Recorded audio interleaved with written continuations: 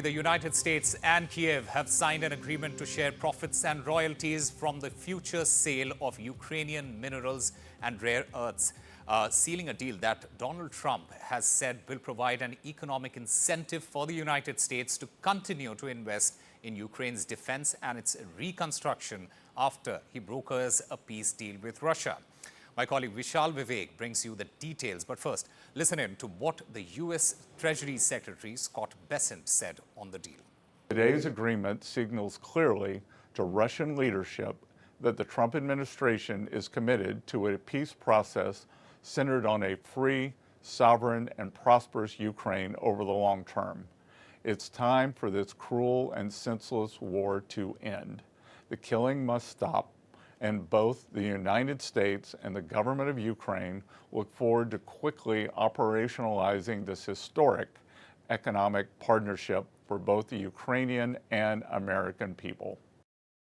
So what is the US-Ukraine minerals deal? Well, at stake are 20 minerals including titanium, lithium, and uranium. Under this deal, the US will get access to Kyiv's rare earth minerals. These minerals can be used in the manufacturing of various high-end semiconductors.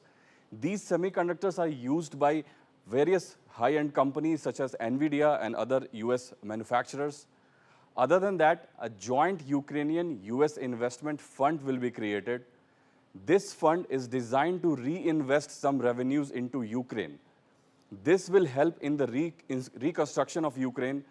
We all know that years of war has almost destroyed a major part of Ukraine. A joint US-Ukraine venture to search for minerals will also be looked at. So this venture is not just about reconstructing Ukraine, it's also about looking for some other rare earth minerals which could be in Ukraine. This deal also gives the US sweeping access to Ukrainian industries beyond minerals. So that is another aspect of the big deal. While Ukraine has said that full ownership and control of its resources is staying with Kyiv, there is still no explicit mentioning of any security support for Ukraine.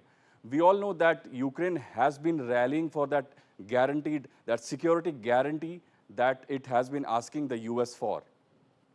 The deal comes after weeks of intense negotiations, but whether or not this will actually lead to a full-fledged peace deal, that remains to be seen.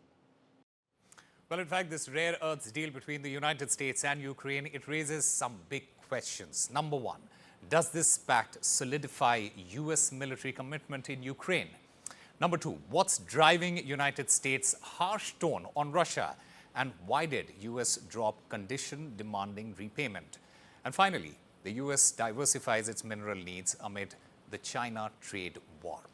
Well, to have a discussion on this, I'm currently joined by Fred Weir, a senior journalist from Russia, Russian affairs expert. He's also a correspondent of the Boston-based Christian Science Monitor. He joins us from Moscow. I also have Olena Tregub, former director, Ministry of Economic Development and Trade of Ukraine. She joins us from Dublin.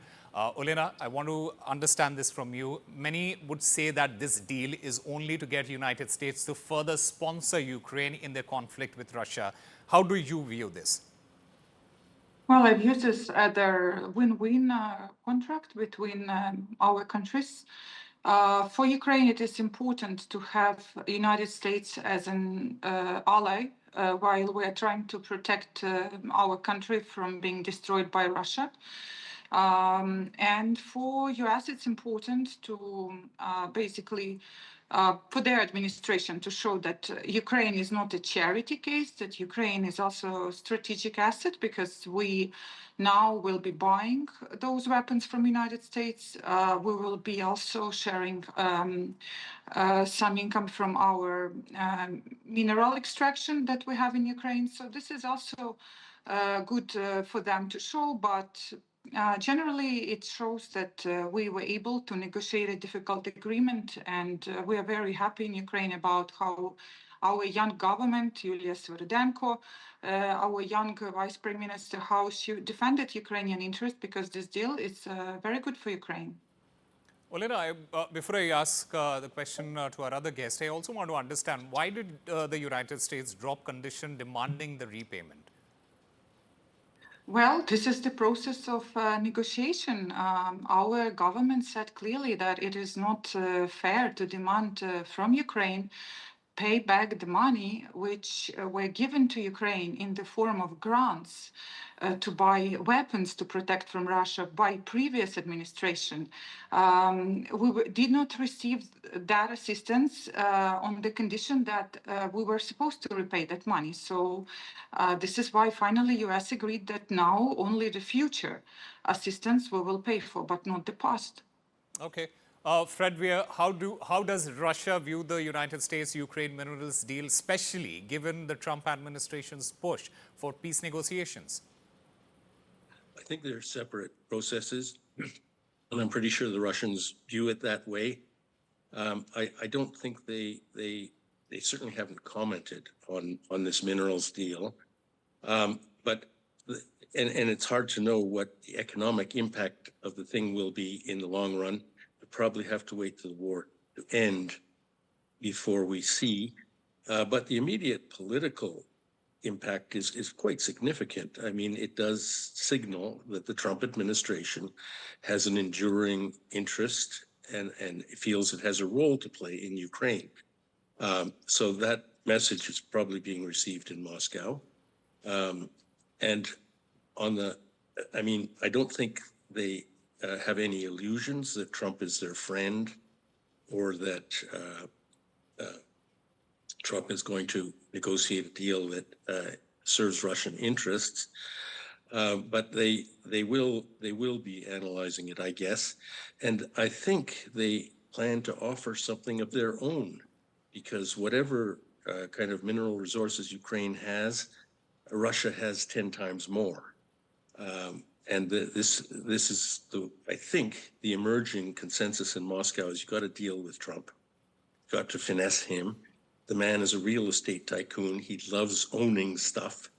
And doing deals. So let's work with him on that basis. But we have to wait for Russia to respond, and they may not do so about the minerals deal. It's the peace negotiations that come first, and that's what Russia will be focusing on. But Fred Weir, how is Russia viewing Donald Trump at this moment? Is Donald Trump a friend? Is he an ally of Russia? How is Russia viewing Donald Trump at the moment? The Russians had 4 years of Donald Trump before. It was a circus. Russian-American relations were worse when Trump left office than they had been when he went in. So I don't think they have any illusions about Trump. They certainly happy about the opening that Trump created for his own reasons. Opening for normalizing relations with Russia, even the peace talks, if they can be played, as it were, to achieve Russian war goals, then that's fine. But otherwise, you see, the news from the war front is that the Russians are gradually winning, and they will continue to do so. I mean, it's my perception here in Moscow that Russian society is more or less consolidated behind Putin and the war. The Russian economy is working fine, and they have no shortage of manpower. So eventually they will win. And that's what they think. That's certainly what they believe. So if whatever Trump is doing doesn't work out for them, they'll remain on the battlefield until they get what they want. Speaking about the economic impact, Olena, how will Ukraine balance the global investment with long-term economic benefits for its citizens, considering the $15 billion infrastructure cost? Well, currently all those projects in this investment fund, this is all about the future, including their extraction of those minerals and thinking about how much money we are supposed to get from those minerals, because we're not even talking about all those explorations and extractions during the war. However, what is clear is that Ukraine will keep receiving assistance from Europe to defend the country. And there is a plan, like you mentioned, there to rebuild our infrastructure after the war.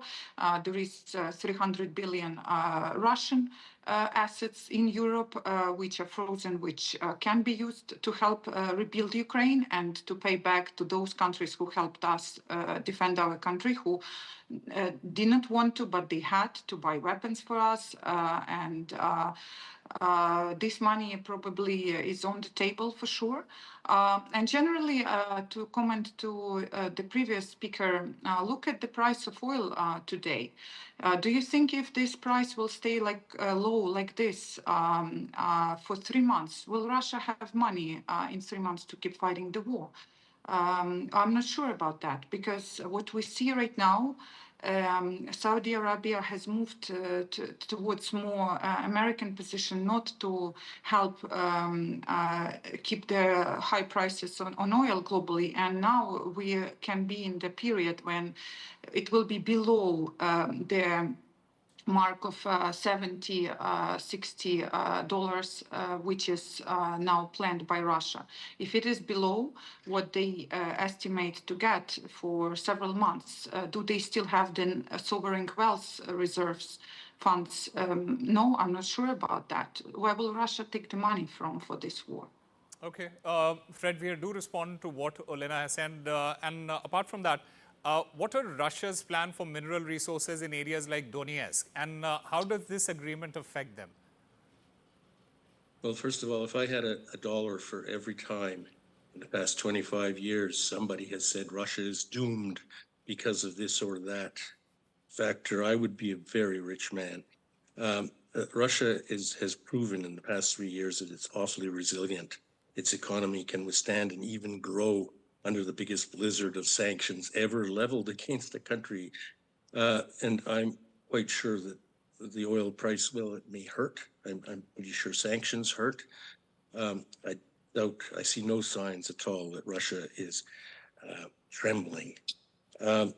As for the occupied territories, their plan is to incorporate them into Russia. They've annexed them under their own laws.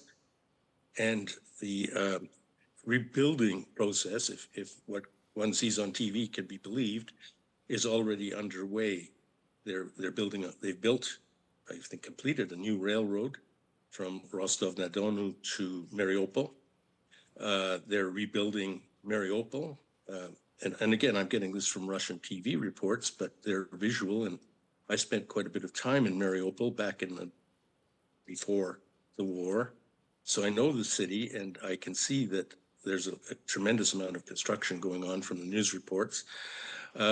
As for the mineral resources, and that is the Donbass is very heavy in resources. I'm sure the Russians will have plans to develop it. In fact, when the war ends, I think a lot of their war spending and the patriotic fever that has been developed will be transferred to the notion of rebuilding those territories. I think that the war spirit will continue in that form, as well as the spending, the state spending that's going on. So I think that, well, I mean, we all hope that peace will come as soon as possible. But there's clearly a huge gap between Russia and the United States at this moment. Okay. Despite the positive noises one hears. All right. The United States also claims that the deal is going to support a peace process for Ukraine's sovereignty. How will Russia interpret this, and what are its key conditions, etc.? That is some of the questions that still remain. Olena and Fred, thank you very much for speaking with NDTV.